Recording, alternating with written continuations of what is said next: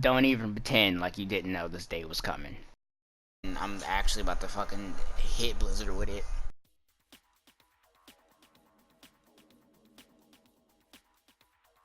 It should actually be acclaimed the problem with Overwatch, but this is just my personal point of view from it.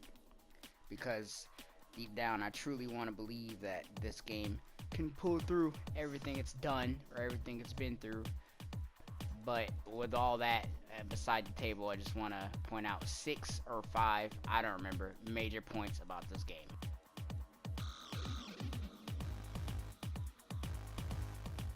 Point number 1, the star. Overwatch does this really funny thing about people's main characters in the game, and it makes you feel like the main character of the show. And that's not credited to the game, that's credit to the story of the game. I mean, when you have a bunch of superheroes together, you kind of want to be the main hero of the scene. You want to be the savior that everyone deserves to have, right? Wrong. Instead, you get this backfiring effect that the game addresses to you early on, which is everyone thinks it's the star, so no one's going to switch to a player that makes the team balanced or take advice from anyone that's better than them, or even coordinate plans because they think they're the star of the show. They want to do plays on their own, hoping you follow them. A perfect example of that would be at the beginning of the game in the cutscene where Winston's him sending a message out to everyone of Overwatch, and he says, "We need your help," or "We're a group of what we used to be that used to work together." That's Blizzard's way of saying teamwork is important. But believe it or not, people still believe that I charge in, you follow, because I'm the leader, I'm the hero, you're the sidekick. That's the mentality that grows on this game. And it only builds more pissed off players who end up recycling that rule and doing the same thing, and it just spirals down altogether. Now, me personally, I have no problem with it due to the fact that they made some of the supports fun, or they changed the supports to where they're more commemorable to the team, and you actually feel like you have a sense of purpose to that. So regardless of they charge in, it makes you feel good that you're doing your best keeping everyone alive, because it requires an extra part of focus to keep the team alive and to strive further onto the team. And I know what you're all thinking before you say it. But Curly, it's a first-person game. It's a first-person shooter. It's your experience to how you play the character. The event should be perceived on how you play the healer, how you play the tank or the damage person, because it's first-person, your experience. And you know what? You're right. You're right. But let me ask you something. Why are there teams? Why is there a specific team of 6 characters that have to be made? And why is there classes that they have to pick? I'll tell you why. It's because it's not about you, Mr. Star. And now on to the second shortest and most quaint point of the entire video. The worth.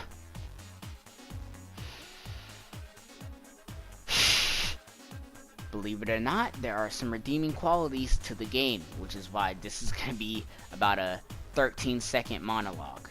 I've had moments where the enemy team didn't even care if they won or lose so long as they had fun.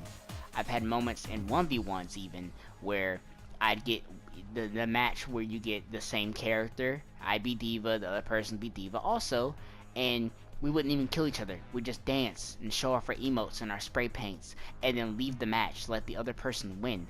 That really makes me feel proud to be a part of the community, or a former member of the community, as you can tell, but that was redeeming. That's the only worth they have.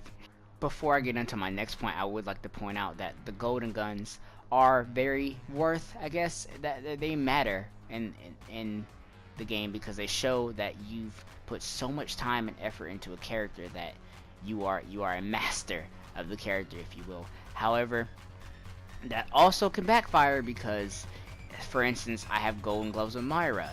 Any other Myra on the team is gonna hunt me down because they want to show that they're good at the champ also, and that it matters to stroke an ego. But it doesn't matter. The next point, and probably the biggest one, is the skill level point. Overwatch has this mechanic, well, they claim, Jeff Kaplan claims to have this mechanic to where they match you with people of your skill. no matter what. When you're in ranked, you are matched with people similar to your skill or equal to your skill. That is the biggest bullshit line anyone has ever uttered to me in the history of video games. And I know this for a literal fact. And me and my friends have taken notes of this because every game with my duo partner, me and him are always gold everything. We're carrying the team every single game. It does not fail. Every single game we're carrying. But if we're matched with people of our skill or similar, shouldn't they be carrying also? We've had games where people have just standing in front of the enemy and they'll die. That's not our skill level. We have games to where people will ult into a wall, miss everything. That's not our skill level. So why are we go at everything if they're our skill level? If anything, everyone should be silver or damn near close. And I've had messages with people to where they've told me that they've been bronze. They've had bronze medals. How are you at my skill level if you have bronze medals? You should be right next to me, dude. Exactly, it makes no sense. It feels like Jeff Kaplan kind of made a cop-out to make you feel like you're not pushing yourself hard enough, or you're not pushing your team hard enough because they're your skill level. They're just not working at that rate that they should be, or the way that you should be, which is why I should go to my next point, because it mainly fixes that problem. A simple, easy to do fix would be as simple as matching win-loss ratio. That's all they would have to do. Instead of having it to where someone's of your skill level, that person could be of your skill level compared to dog shit. They could be in your skill level but have lost every game in their entire life, but they're good, however their team throws. You should have it to where it's win-loss ratio. If you have 80% win rate, your team should have at least a 79% win rate, or up to about 89. Exactly. Like, it's simple. It's so simple, but they can't put it together because that would make it seem unfair to others, deeming on how you can play with someone based on their win-loss. And I get it. I really do. At the end of the day, game design is not an easy thing, especially when it comes to networking games and the online compatibility of games. But is it so hard to put people who want to win with people who want to win, and people who want to lose with people who want to lose? And I have a firm standing on this point. I can say that. I deem myself able to say that because I've been diamond for a whopping 25 minutes. This next clip I'm going to show you shows why the consequence point is so important and what deems it useless. One day, in a blue moon, we had a Mei on our team. And this Mei was the most toxic, cancerous player I've ever played against in my entire life. Not against, I'm sorry, on my team. That's how bad she was. I thought it was on the enemy team. As you can see by the clips before you, she literally stopped everyone with the wall. Anyone who wanted to get ahead and stop the point, she walled them. Anyone that tried to help with her ult, she'd throw her ult when you said you were compatible with it. Anything you wanted to live with, she fucked you over. Luckily, by some blessed miracle, I had a team of nothing but green fucking lanterns on my team. The sheer willpower alone on this team, they didn't give a damn about the Mei. They didn't care. They ignored her as long as I ignored her. If we died, everyone else died, and she was standing on point, we just cut to where we didn't see anything, and we fought together as a team. The Reinhardt was amazing. Black Immaculate was amazing. Everyone on this team had the heart of a lion. No one missed a beat. This is what I fucking mean by the skill level. This is how it should be. This is what it was, and it was beautifully done. Beautifully.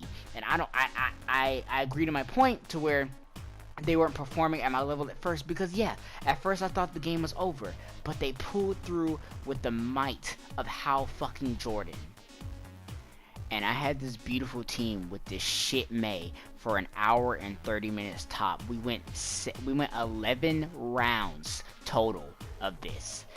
I mean, just to show it all, listen to the excitement that I carried when the game was finally over. I have my ult. Just hold them off. Yes. We won. Yes. Oh my No, we God. drawed. No, we won. We won. We won. We won. Oh my God. Oh my God. Oh my. So my point to that is that Mei did all of that to stop my team, but at the end of the day, we won regardless. So everyone on my team and the enemy team reported her.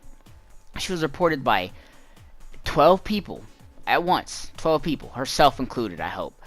And there was no consequence. I had to do as void as teammate because I got a message from someone who was in the same game with her the next day. So, what's the point of reporting people? That shows that the only way to have fun in this game is to fucking give up and do whatever you want to do and troll. That's the only way that person could deem themselves worthy of playing. Like, there's no consequence. I can report someone for saying anything, like saying they'll kill me where I stand or telling me my address, and Blizzard won't give a fuck about that report because they added the reports so late. I think they added it about around season 5 or 6, and due to that point, a bunch of reports from 1 through 4 just piled in, and they were like, oh, we're gonna deem some of the reports worthless because there's too many and everyone's reporting everyone for everything. But there are legit people like this that exist. And the thing is, the reason most people felt obligated not to report them is because when someone leaves the game, you lose. So you're stuck with stupid, dumb shit fuck May in an endless cycle of whether you want the person to leave and lose your points or you want the person to stay and lose your points. Either way is going to tilt you. That's right. When someone leaves your game, you still lose points regardless. And it's a weird fucking system. If they leave in the first 10 seconds, match is canceled. But if they're in the game and they leave, you will be penalized for leaving the game also. But guess what? Not just that, you will also be penalized for staying in the game. You see that? Look at that. That is exactly what I'm talking about. If you exit the match in the next 1 minute and 11 seconds, you will receive a loss and be penalized for leaving early. Drop my controller. That's how wild that fucking sounds. It's a team game. If you're down a teammate, you're going to lose regardless. So what's the point of penalizing someone for leaving? If anything, you should allow them to leave, or you should give them more points if they stay. You're gonna lose regardless. So it's either stay in this game and lose points without a teammate, or leave the game and lose the same amount of fucking points without one. Like, do you see how stupid that sounds? Little math for you. Start a game. 6 people. Lose a teammate. Right? Lose a teammate. Lose the game. Minus 35 LP. Alright? That's your first equation. Second equation. Start a game. Lose a teammate. Leave the game. Minus the same amount of LP. What's the fucking point of playing then? My duo partner had the brilliant idea of if someone leaves and you fucking stay, you should get either less points so it'd be more lenient, like -2, -3, or you should even gain a small amount of points. Because I'm not the only one who's seeing how stupid that equation is, right? Wrong. Blizzard has yet to fucking change it. In conclusion, I hope I make it clear that I do not forget the good times with the bad. Some people have a short memory when it comes to good times, but the bad times are hella evident, and I just want to make clear that Overwatch can be a good game. It can strive for greatness. It can be even better if they just put a little more time and effort into it. And I quit the game before, but I came back because Ashe was released, and Ashe is a beautiful champion that shows what they can do. And champions like Hammond really spit in your mouth and remind you of what they're doing wrong. So on that note, I will no longer be playing Overwatch. I will no longer upload videos of Overwatch. I won't play it on PC. I won't play any form of it. I will no longer support a game that does not give a shit about the community that it has. A lot of people are quitting it and saying it's a dying game. It was dying when Hammond was released, but I gave it a chance. I gave it a chance, and still I was reminded of what the possibilities could be and what they're doing against those possibilities. Here we go.